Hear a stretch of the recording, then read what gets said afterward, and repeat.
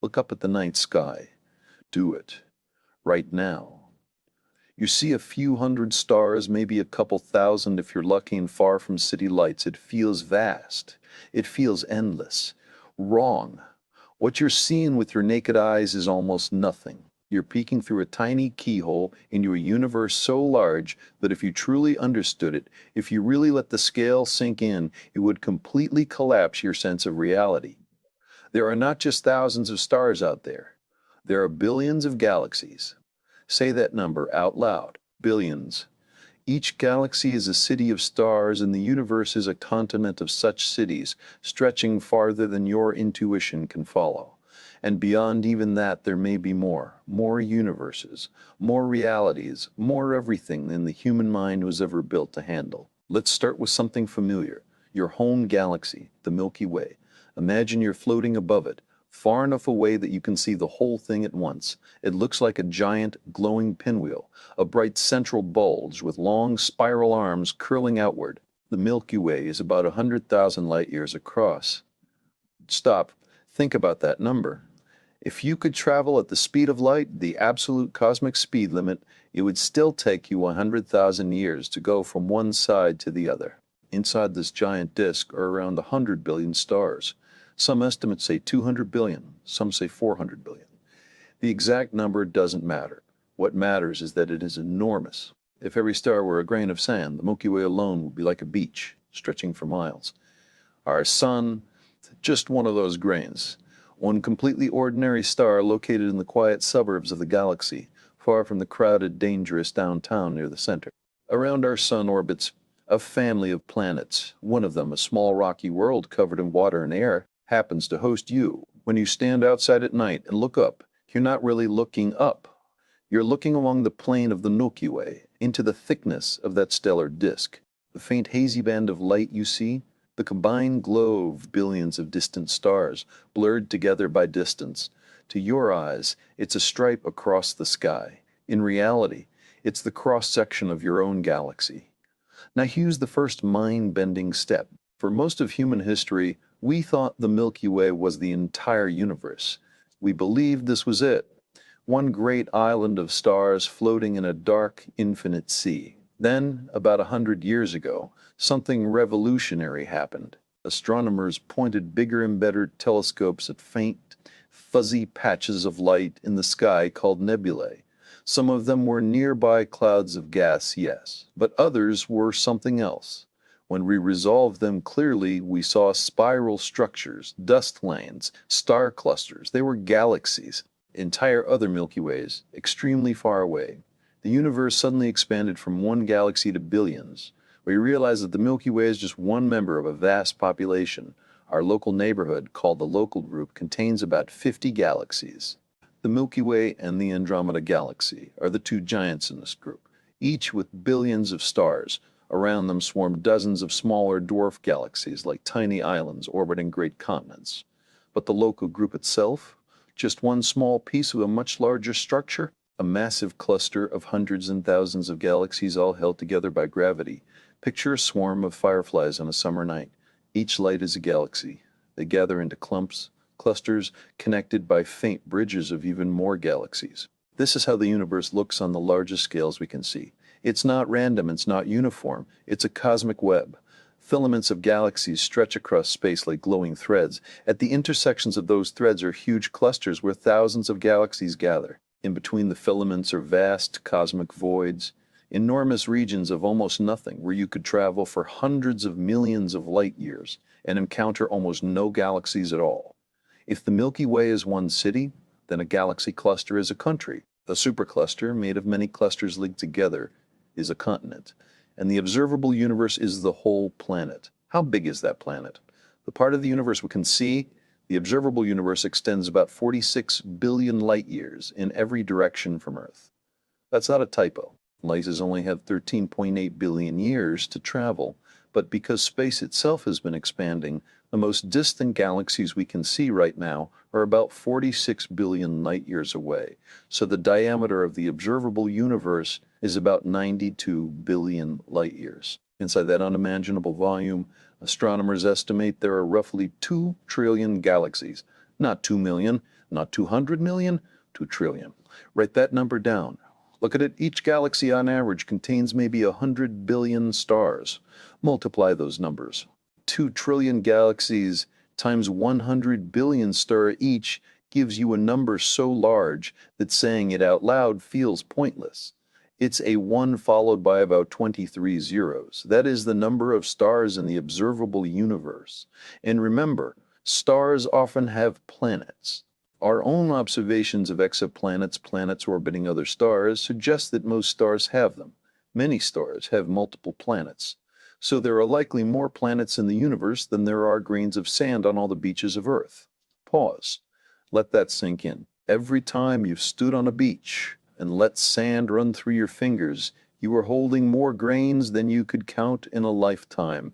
Now imagine all the beaches on Earth, all the deserts, all the sand in every riverbed. The number of planets in the cosmos may exceed even that. Among those planets, many will be barren rocks. Many will be giant balls of gas. Many will be frozen.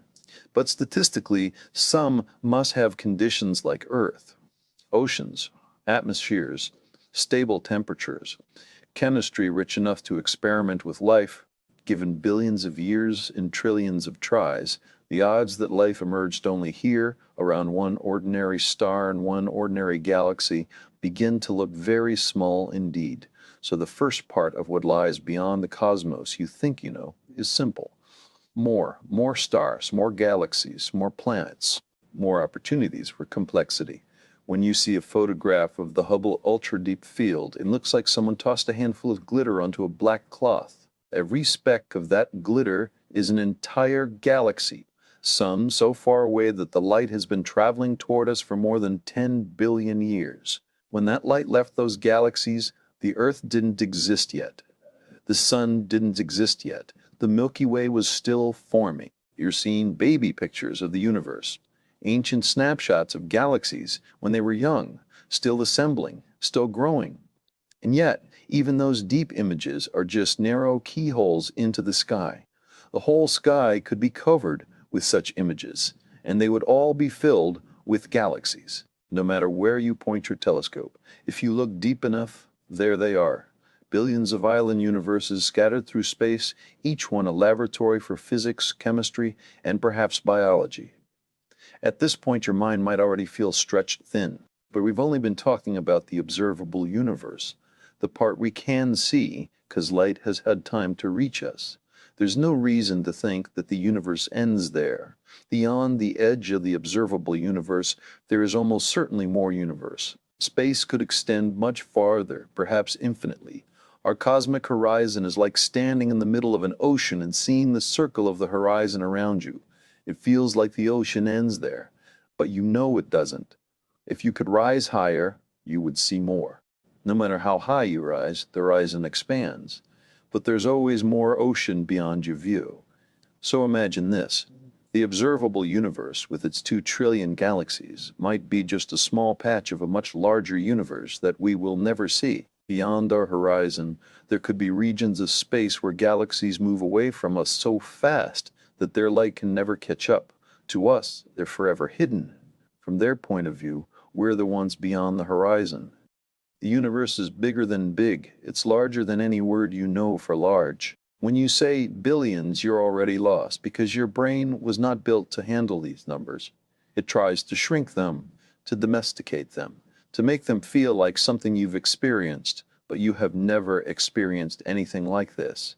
And still, the story goes deeper. Modern cosmology tells us that in the earliest moments after the Big Bang, the universe underwent a brief period of extremely rapid expansion called inflation. Space itself ballooned outward at a rate that makes the speed of light look like a snail. During this inflationary phase, tiny quantum fluctuations, small random jitters in the fabric of reality, were stretched across cosmic scales.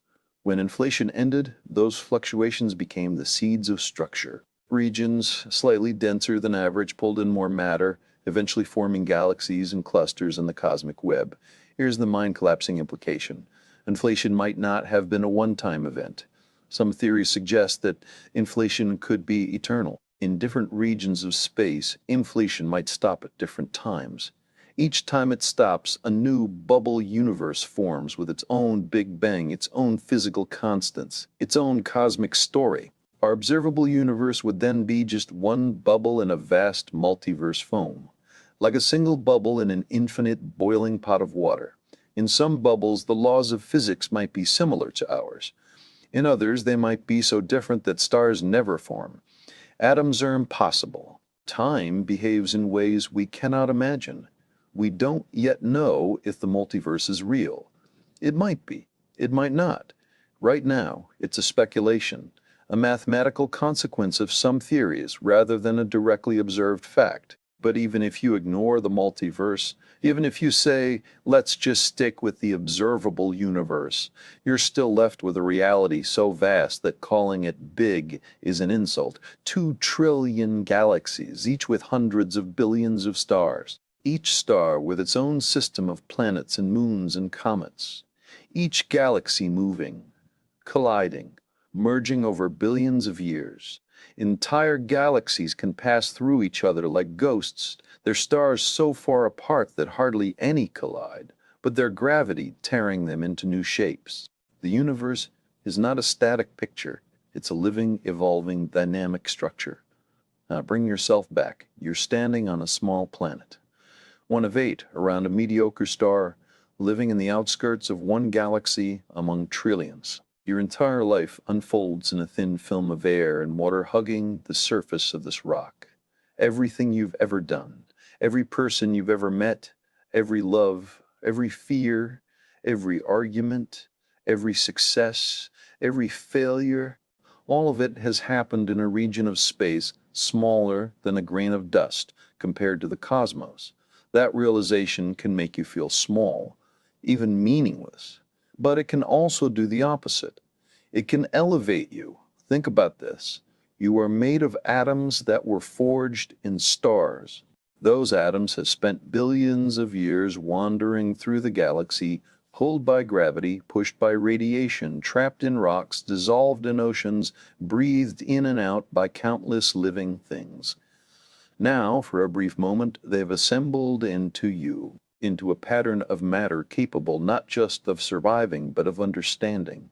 You are a fragment of the universe that has become conscious and decided to look back at where it came from. The universe took billions of years to grow eyes, and those eyes are yours. When you imagine billions of galaxies, you're not separate from them, you're a tiny part of the same reality thinking about itself. The light from distant galaxies travels for billions of years across emptiness just so that it can be absorbed by your retina, converted into electrical signals, processed by your brain, and turned into the thought, wow. That wow is important.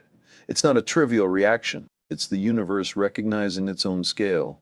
And here's another twist. As far as we can tell, the large-scale structure of the universe is the same everywhere. If you zoomed out enough and looked at a huge volume of space, the statistics of galaxy distribution would look similar in any direction. That means the cosmic web does not have a center. There's no special point where the universe began and is now expanding away from. Every point is the center of its own observable universe. From our perspective, we're at the center of what we can see. From the perspective of an alien in a galaxy 10 billion light years away, they're at the center of what they can see. The universe has no preferred location, no throne room, no cosmic capital, just galaxies, everywhere, forever. So what lies beyond the cosmos that you can easily imagine? First, unimaginably large numbers of galaxies and stars. Second, possibly vast regions of space forever beyond your view. Third, perhaps an entire multiverse of other universes with different laws, different histories, different possibilities. But maybe the most profound thing that lies beyond your current picture of the cosmos is not out there at all. It's in your own mind. Your brain evolved to keep a small primate alive on the African savanna. It was designed to judge distances of a few meters, to recognize faces, to remember paths, to respond quickly to threats. It was not designed to handle billions of galaxies, 92 billion light years, or 2 trillion anything. And yet, here you are, using that same brain to think about things totally outside its original design parameters, extending your reach with mathematics and telescopes and simulations, stretching your intuition until it creaks. Every time you do that, every time you confront the true scale of the universe and refuse to look away, you're doing something miraculous. You're hacking your own biology. You're upgrading your own operating system. That's why this matters. Not because you need to know the exact number of galaxies, not because memorizing light year distances will help you in your daily life, but because allowing your mind to expand to this scale changes how you see everything else. Petty conflicts start to look pettier. Arbitrary borders drawn on maps start to feel less important. You realize that from the perspective of a distant galaxy, all of human history is happening in a single pixel, on a single night, on a single world. That realization doesn't make your life meaningless. It makes it precious. It means that kindness matters not because the universe cares, but because you do, and you're the part of the universe that can care. So the next time you see an image of the deep sky filled with thousands of tiny smudges, remember what you're really looking at. Not dots, not decorations. Each smudge is a galaxy. Each galaxy is a city of stars. Each star may host worlds. Some of those worlds may host life. Some of that life may be asking the same questions you're asking right now. Who are we? Where did we come from? How big is all this? Are we alone? You may never meet them. The distances are too vast, the speed of light too slow. But you share a common origin, the same laws of physics, the same Big Bang, the same cosmic web. You're citizens of the same universe, scattered across space and time, united by the fact that you all exist at all. That is what lies beyond the cosmos you once imagined as a simple, starry sky, an ocean of galaxies, a possible multiverse, and the mind, your mind, finally waking up to the scale of it all. Your intuition will keep trying to shrink this story, to turn trillions into a lot, to turn light years into very far, to turn galaxies into pretty pictures. Don't let it. Hold on to the raw, uncomfortable vastness. Let it bend your sense of normal. Let it collapse the small, narrow cosmos you grew up with and replace it with something closer to the truth. Because once you truly grasp that there are billions of galaxies, that your entire world is one pixel in a cosmic mosaic, and that you, a temporary arrangement of star stuff, are capable of understanding that, your perception of reality will never be the same again. The cosmos is not just bigger than you think, it's bigger than you can think.